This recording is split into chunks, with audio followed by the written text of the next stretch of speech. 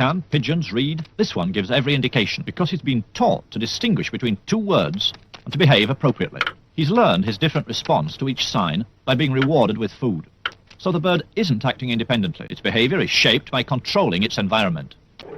The first task was to isolate an individual piece of behaviour and see how that could be changed. Skinner did this by keeping individual pigeons at about 3/4 of their normal weight, so that the birds were always hungry and food could be used as an automatic reward. The pigeon was studied in a uniform box, one it quickly grew used to. One piece of behaviour, pecking a coloured disc, was measured on a graph.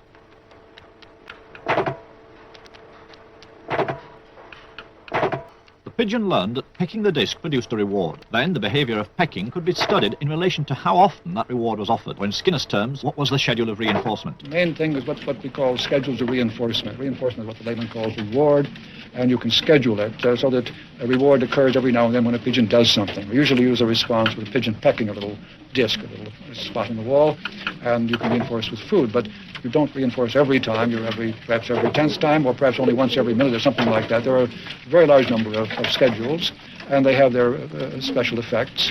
And there is a good example of how you can move from the pigeon to the human case, because one of the schedules which is very effective with rats or pigeons is what we call the variable ratio schedule, and that is at the heart of all gambling devices and has the same effect. The pigeon can become a pathological gambler just as a person can. Now, the fact that we found that out with pigeons and could prove it by removing and changing the schedule makes it easy for us to interpret the case with the human subject. We don't say that the human subject gambles to punish himself, as the Freudians might say, or gambles because he feels excited when he does so. Nothing of the sort. People gamble because of the schedule of the reinforcement that follows. And this is true of all gambling systems. They all have variable ratios built into them. So what we've learned from the pigeon, it made it possible to interpret this vast field very effectively.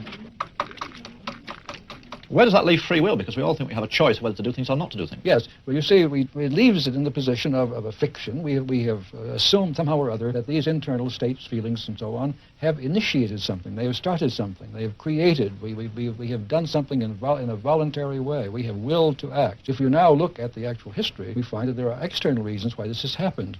In other words, by discovering the causes of behavior, we can dispose of the imagined internal cause.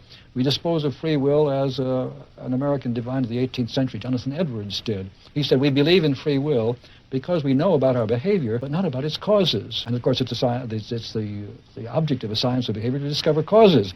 And once you have found those causes, there is less you need to attribute to an internal act of will, and eventually, I think, we need to attribute nothing to it.